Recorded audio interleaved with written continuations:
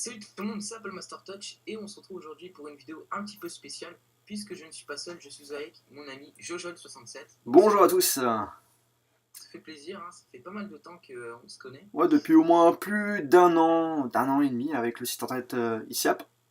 Ouais, donc merci à lui. Hein.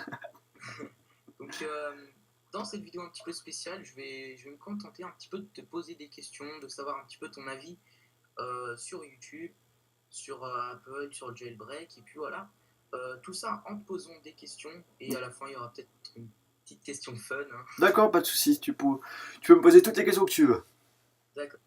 Alors, déjà, je voulais vraiment te remercier parce que tu as accepté de faire l'interview enfin, voilà, avec moi, donc ça fait énormément de plaisir. Hein. Non, il n'y a Merci à pas de toi. soucis, il n'y a pas de problème, t'inquiète.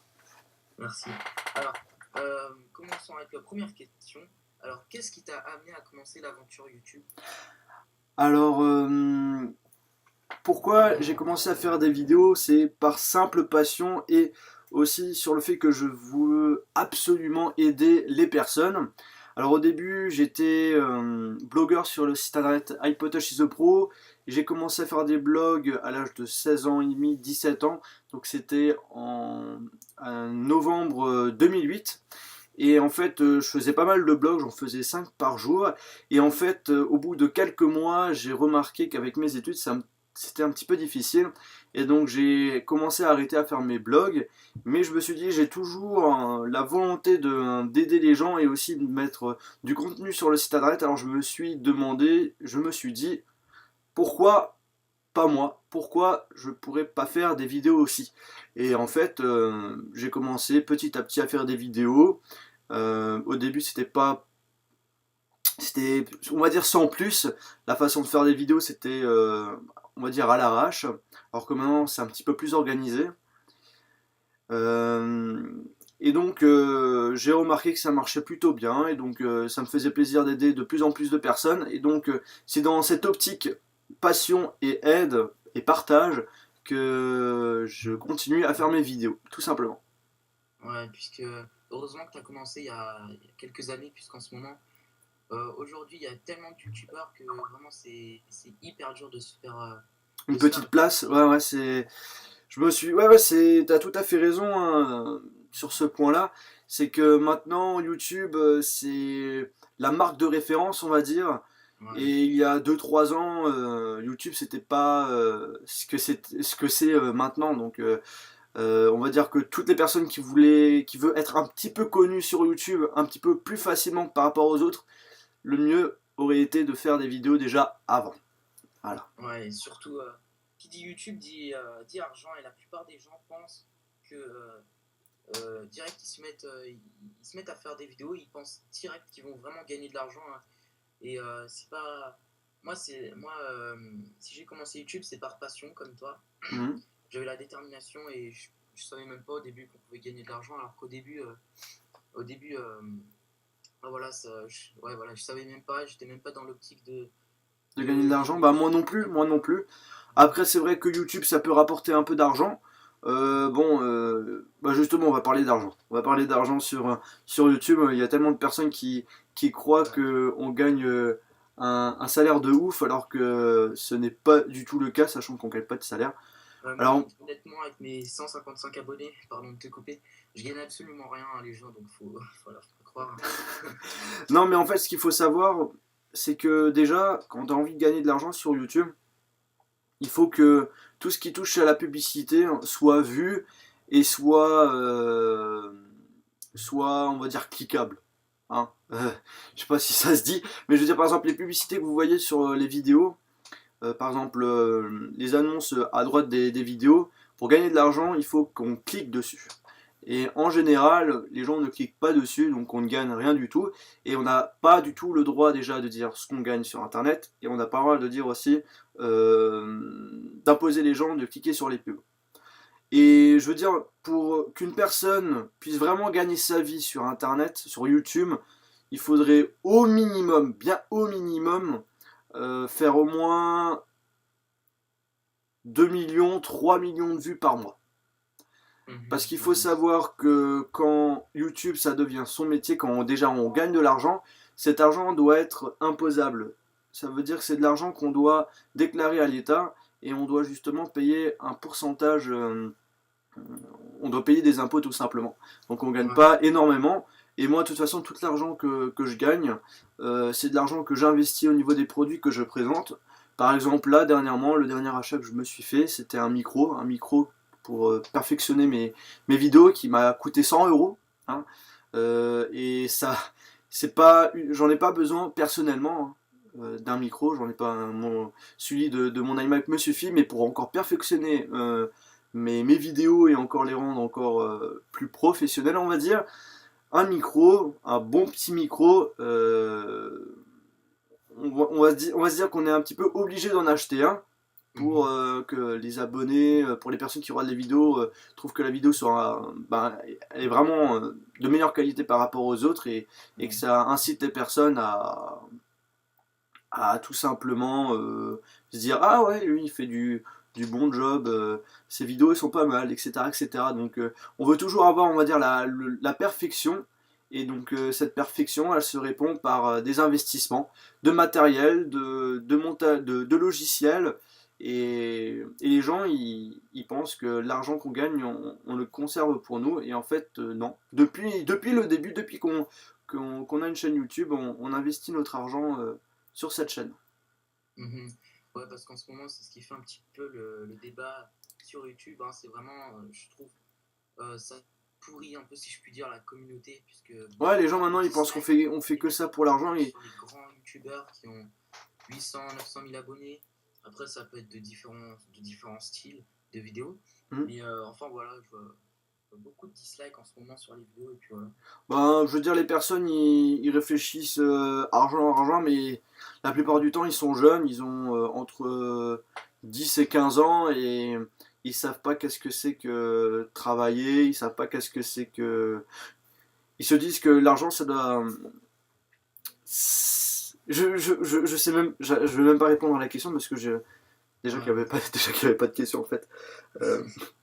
Non mais sur le sujet c'est que voilà les gens ils réagissent sans réfléchir et ça c'est dommage. Ok, donc maintenant, merci à toi d'avoir répondu à cette première question.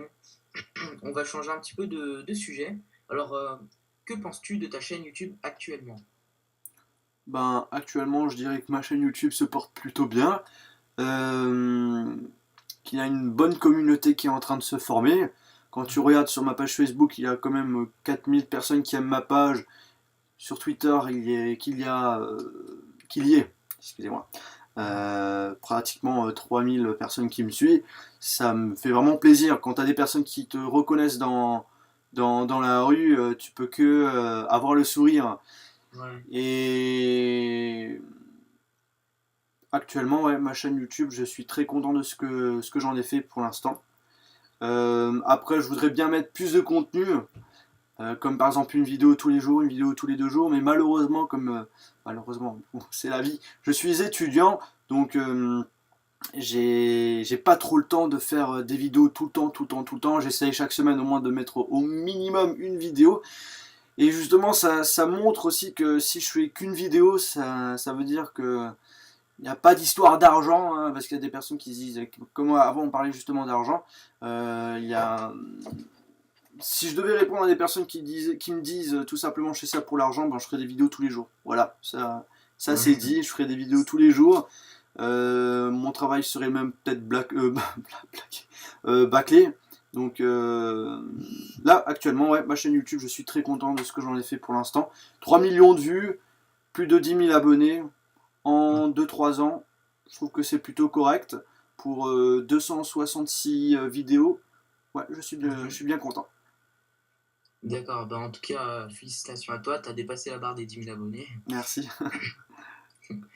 Donc, ta chaîne principale est-elle partenaire? Alors ma chaîne principale, elle est partenaire YouTube, mais pas grand partenaire.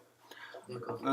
Mais justement, je suis en train de faire les papiers pour qu'elle soit grand partenaire le plus rapidement possible. Par contre, ma chaîne secondaire est partenaire avec Machinima. Un très bon partenaire, j'ai entendu dire. Ouais.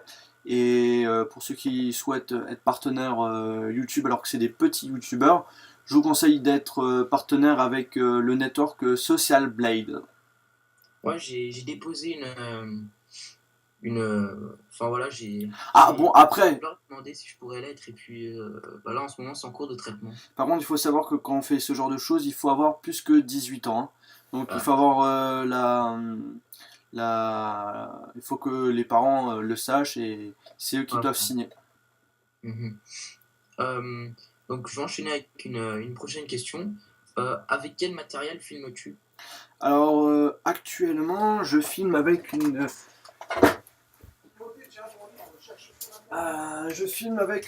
caméra Sony qui appartient à mon père.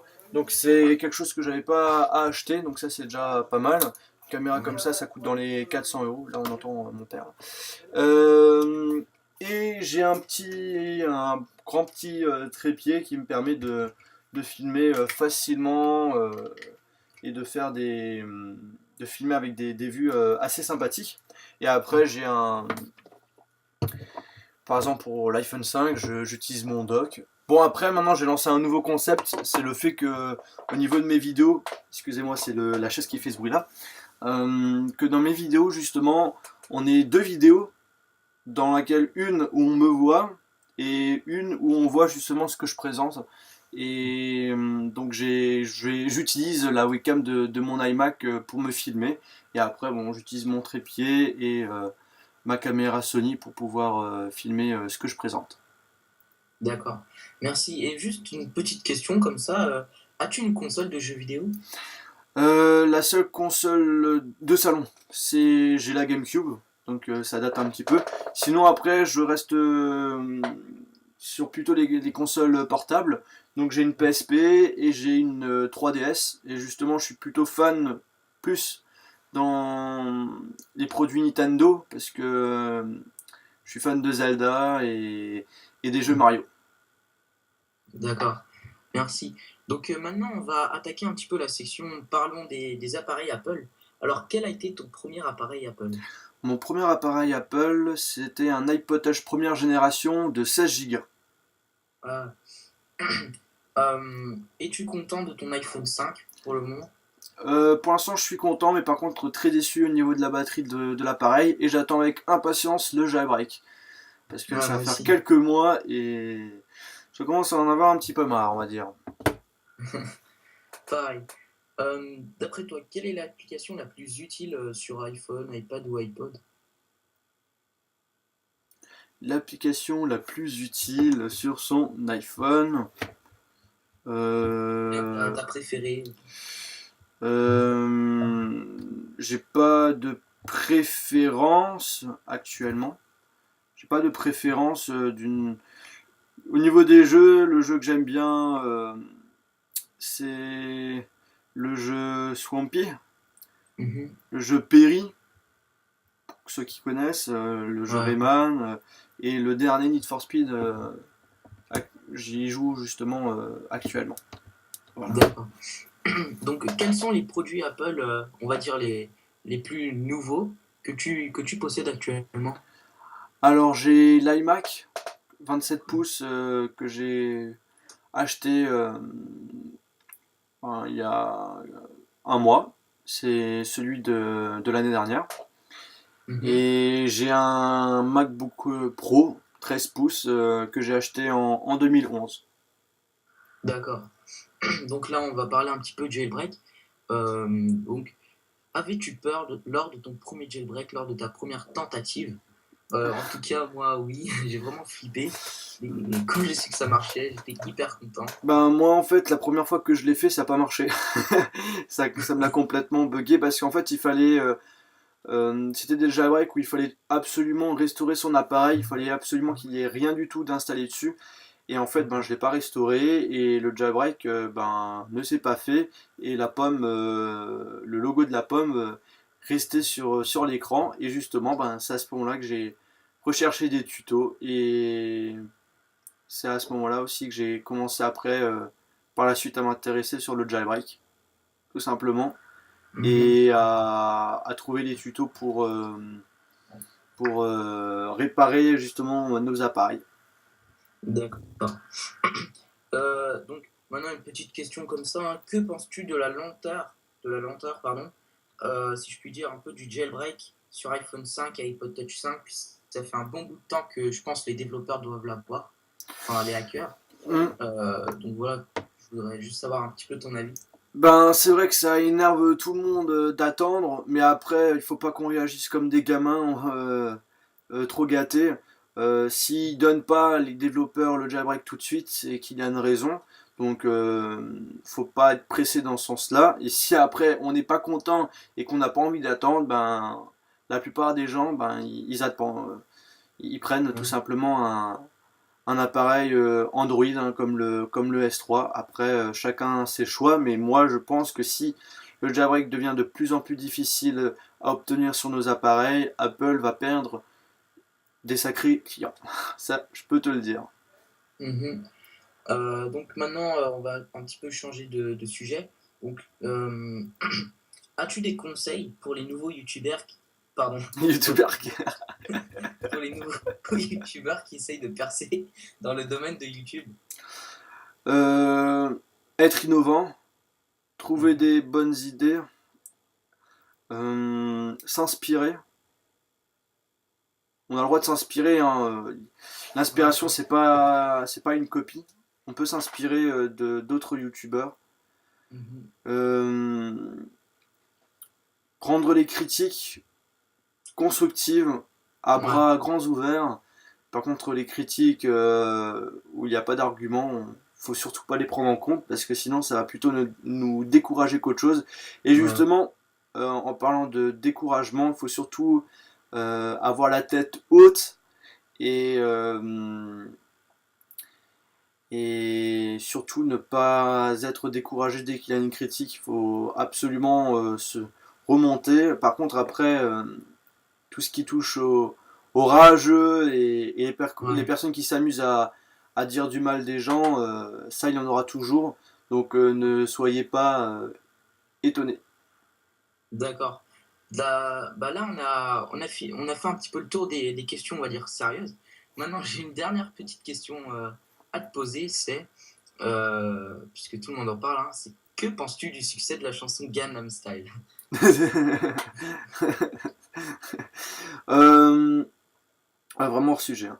Euh, Ouais. Énorme, énorme. Que en quelques mois, ils puissent dépasser le nombre de vues. Euh, Comment on peut dire ça les vues maximum qu'on peut avoir sur YouTube actuellement, c'était le son de Justin Bieber là, le clip de Justin Ouais, Bieber. je crois que c'est ça. Ouais, et justement, le fait qu'il ait dépassé Justin Bieber en quelques mois, c'est énorme. Donc, merci à toi, Johan, de m'avoir accordé cette interview avec toi. Ça fait énormément plaisir Mais de rien, d'accepter. de rien. Ouais, voilà. Et enfin, voilà, merci énormément de ta coopération. Ça fait hyper plaisir. Et puis voilà, on en sait un petit peu plus sur toi maintenant, ce que tu penses sur Apple, le jailbreak, et puis sur Gangnam Style aussi. En tout cas, continue à ce que tu fais sur Internet, sur YouTube. Prends les critiques à bras grands ouverts, comme je l'ai dit. Et si tu veux un peu d'aide, ben, je suis là. Ouais. Merci en tout cas, mec. Y a pas de souci. Donc voilà, la vidéo touche à sa fin. Allez, ciao les gars. Ciao.